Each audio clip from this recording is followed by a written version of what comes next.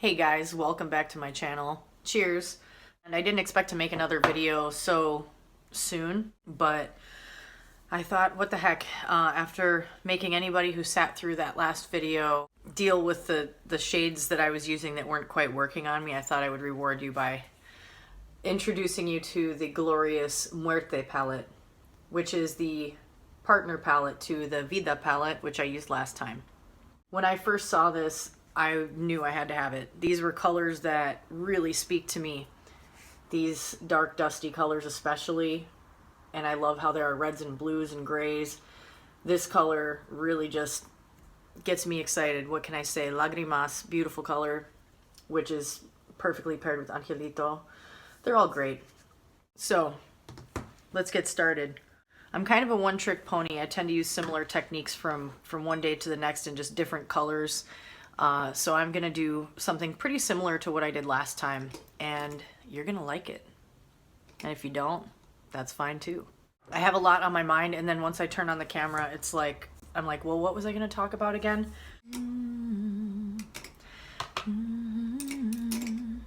Aha, this is the one.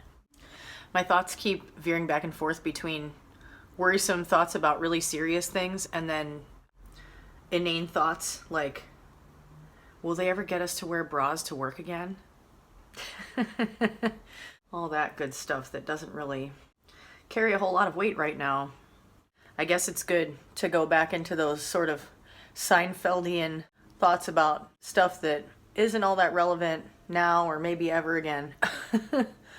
I was watching Mayor de Blasio's briefing this morning, and it made me feel more fearful in a more personal way than I have yet, I think, because it's starting to hit home that we're next in our city of Chicago, the next major city that's going to get hit with high numbers of people in the hospitals, and it really worries me for a variety of reasons. Our system has been hanging by a thread for a long time, where we were just sort of getting by with our medical care system the way it was, even though it wasn't good, but now it's really becoming apparent to us just how deficient it is and how much we are setting our brave medical professionals up for failure when we don't give them the resources that they need. So that's been on my mind a lot. And I actually started thinking, should I start to think about the possibility of what if something does happen to me? Because I think a lot of us have the mindset that it's not going to get us. But ask some of the people that it did get, how they felt, what they were thinking before that happened, if they thought that they were someone who could get an illness like that. And I think it's safe to say there are a lot of them who would say, no, I thought I'd be fine. My thoughts are a little bit stream of consciousness today, and I'm just going to let it be what it is. I'm doing a look that is a little more intense with these blues and reds. For some people, it might not be an everyday look, but I'm not some people. So I normally volunteer at a retirement home. I've been volunteering there. It's called Bethany Retirement Community. It's in Lakeview in Chicago. I've been volunteering there for about 5 years, or a little over 5 years. And I do nails there. And I'm not a nail tech. I just, trim their nails and paint them if they want it. A lot of it, to me, what I really love about that is just even the physical contact of holding someone's hand. A lot of people that live in a retirement home setting might not have very much physical contact. And having just someone hold your hand and do a service for you that you need, which also helps you stay healthier, and talk to you and ask you how you're doing, is really meaningful. And it's equally meaningful for me. And when I've talked in the past and I've shared about volunteering, a lot of times I get the same kind of response, which is people are like, oh, that's so great of you to do that. And I always want to say, it's just as, like, it's for me too. I get just as much out of it. And I started doing that when I first went into recovery, which was October of 2014 is when I first started recovery. I didn't actually start volunteering until maybe a month or two later. I had wanted to find a way to help bolster my recovery by doing things that were meaningful, that helped to build my sense of self-worth again from nothing, which is where it was at that time when I went into recovery. It was a deep, dark time in my life, my friends, and having the people at Bethany to talk to and help out was such a beautiful experience for me, and it continues to be. And it inspires me and it teaches me things.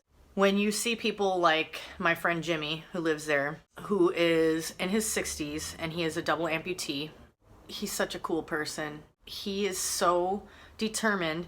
He exercises by getting himself into the little fitness facility they have there and riding the bike, which is hard for him to do. He does it with prosthetics, obviously. It's hard for him to do, but he has kept himself doing it. He goes for walks around the floor with with a walker and his prosthetics on. Seeing someone be that determined with the type of obstacle that he has is so inspiring to me. All right, well, I had to do a little pause in filming due to leaf blowers and all that good stuff. I have a ritual that I started to talk about last time and left out, which is part of my morning routine. Is I get up and go to the lake, which is a few minutes away from my apartment, and I meditate by the edge of the water for, 5 to 20 minutes, depending on my needs that day, and then I get in the water. The water is around 40 degrees. It feels awesome, and it's a really good way to bust anxiety or just sort of shift my mental gears first thing in the morning. And then I, of course, go home and take a nice hot shower because it does take a little time to warm up. And people think it's crazy, especially in the winter, to do that. But the interesting thing I've learned is that the temperature of the water stays pretty consistent for most of the winter months. It's always right around 40 until, or slightly under. Like, I can tell the difference now between 37 degrees and 40 degrees. I can feel it. I think meditating before going in the water makes it feel less shocking. A lot of people react kind of dramatically when I tell them I do that. They're like, "Oh, you're crazy. I could never do that." It's not the same as taking a cold shower. It's not droplets of ice cold water falling on your body. It's you immersing yourself in it. And so it's different, and it feels so totally refreshing. And also I deal with chronic pain issues. So since I've been doing that, I think it has made an improvement. I'm a big believer in trying to find ways to use whatever you've got naturally, in the world around you, or use fitness, use movement, use whatever you have at your disposal to help treat those kinds of things rather than automatically going to medical interventions. And especially if you're like me and you haven't had health insurance in a really long time, you get creative with treating issues that you have. So yeah, back to my friends at Bethany. So earlier I did get a chance to FaceTime with my friend Ellen. I've done her nails like almost every week except for the weeks I've missed for all these years, and we're friends, and I love her, and she's the coolest. It's really great to be able to stay in touch. I'm grateful that we have the technology that we do, that I can stay in touch with people that are living in those circumstances and know what's going on and hear whether or not, things are being handled the right way. And it seems like they're doing the best they can, like everyone is. That's pretty much the best we've got, is just doing our individual parts.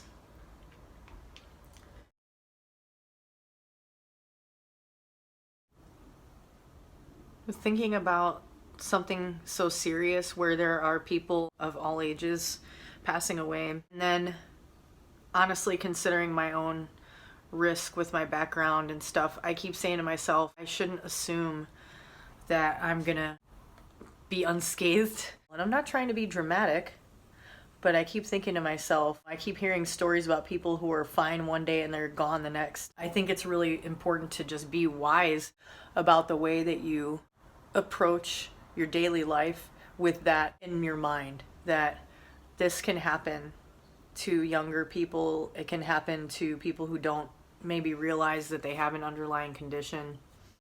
So these blues and greens are really beautiful. I didn't immediately have the guts to throw one of the reds over it, but when you do try to do that, you will be rewarded, because man, those work really well together. So I'm gonna jump in with a little bit of that.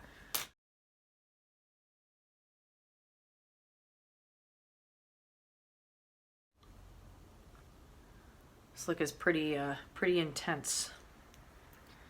That's all right. Just gonna sort of soften it up around the edges, as one does. I meant to say in my last video, one of the people who really inspired me to want to start a YouTube channel that incorporates makeup artistry is a woman who goes by the handle RawBeautyKristi. She's really awesome. She's an awesome person besides just being a really talented makeup artist. What inspired me most about her channel, she does the makeup artistry stuff, which is just fun to watch, but she's started more and more recently talking about mental health issues as well, and physical health issues. I've noticed just from reading comments on her posts that people are really wanting to have those kinds of conversations, and because so many of us are finding ourselves using these different platforms for engagement with each other like YouTube, it's sort of creating a new space where people feel comfortable and safe talking about mental health because it's anonymous and they already have a feel for this person who they're speaking to in comments and saying, I feel what you're talking about, you know. It's really a great thing for us to find whatever avenues we can to reach out to other people, because everybody in the world has struggles. And there are more and more people, I believe, who are waking up to the idea that it's okay to acknowledge that you have those struggles with mental health, or you have a hard time managing your physical health maybe, which is related. There are more and more people, I think, out there who are like, let's talk about it. So RawBeautyKristi is one person who encourages that type of dialogue, and that's why I am an avid supporter. Aside from the fact that she's funny as fuck, and she does really cool stuff with makeup. She totally cracks me up. I love humor. Humor is one of the most important ways to get through. Before I get carried away and like use every single color in the palette, because I'm feeling like I get the urge to do that. And then I always get to this point where I want to use this shimmery color, Angelito, on top of the Lagrimas, like just right in here. But there's part of me that I want to look at that matte, rich, beautiful color, and I'm like, oh, but can I bear to cover that up? I don't think I can. So, I don't know, it just messes with me. But then I go, fuck it. Do you sense a theme? So I'm actually just pressing it though right around here, and this is really similar to what I did last time. Very sadly, these cannot be purchased currently because among all the businesses that are not functioning at the moment, Melt Cosmetics is one of them. So put it on your wish list. And in the meantime, I think it's a great time for us to use up products that we have had laying around. If we're into makeup, you know, it's a great time to not spend money on new makeup and just use what you got, because unless you're, you know, online shopping as a coping mechanism, that's totally legit. You do you. So I'm just going to go back in with a little bit of that red that I had put here, and I'm just kind of making a line, trying to sort of cut off the metallic color.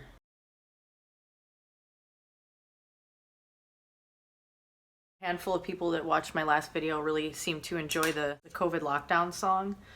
And I was like, man, I really want to get that thing going. I want to like write some more lyrics to it, because I think we could, you know, make it into something funny that also like talks about hand washing properly or something. I don't know.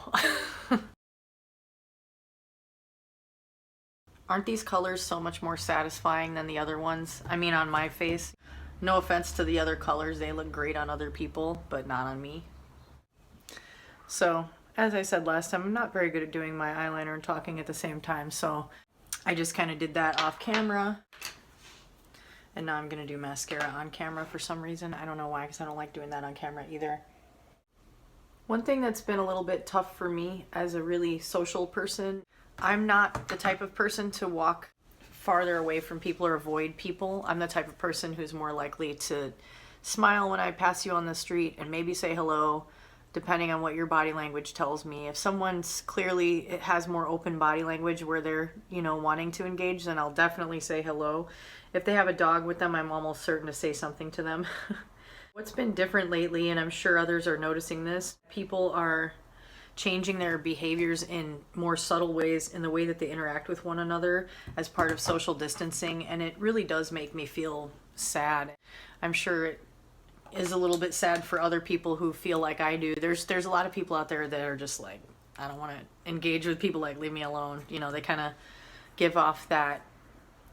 By the way, this is so dried out that I don't even know why I'm still trying to use it. But this is the Benefit Bad Gal Bang mascara, which has a really cool, I love this handle. When I saw this, I was like, ah, this is so cool. And it's a sample size because it's from an Ipsy bag. Oh, fuck. Caught it.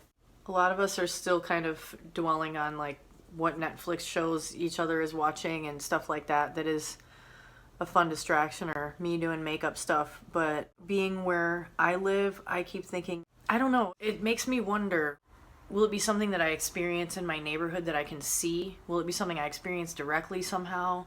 It's just so uncertain. But I didn't finish what I was saying before. I tend to jump around like that when I talk. Now when you walk past people on the street, people are a lot less likely to engage with you. They're just not as friendly. And I've caught myself doing this too, which is kind of a trip to me, is as you're passing each other on the sidewalk and you're giving each other your 6 feet of space, you both are like even averting your gaze, like turning your head away from the other person because it's like you're afraid you're going to breathe their air.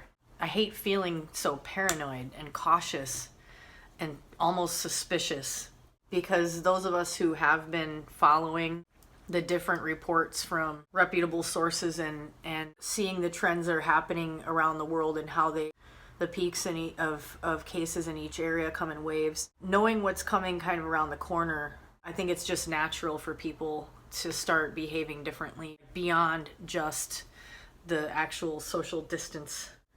It's becoming behavioral distance as well as just physical. I don't think things are ever going to be quite the same as they were before this happened.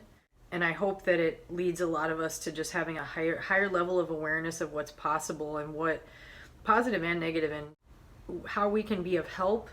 I'll tell you what, I've never wished more that I worked in healthcare. As weird as that might sound, because it's a high risk place to be right now, I just wish I could be more of a help to people who need help.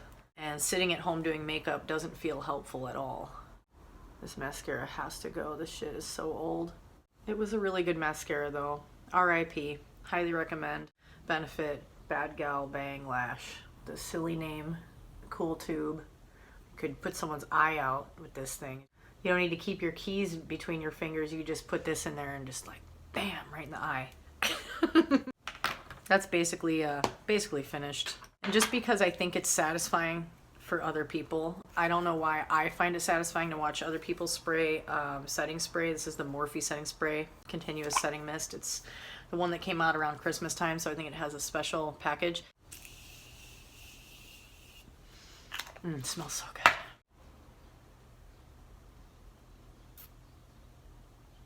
I don't have a cool printed fan to use, just my cool printed fan hands. I don't know, whatever. And then I'm just going to use a little bit of this Laura Mercier translucent powder just to sort of set my shit. This is another great brush that I got from an Ipsy bag, and I love it. 160F face brush also by Farrah. Their brushes are the bomb. I have to say, this brush is really nice.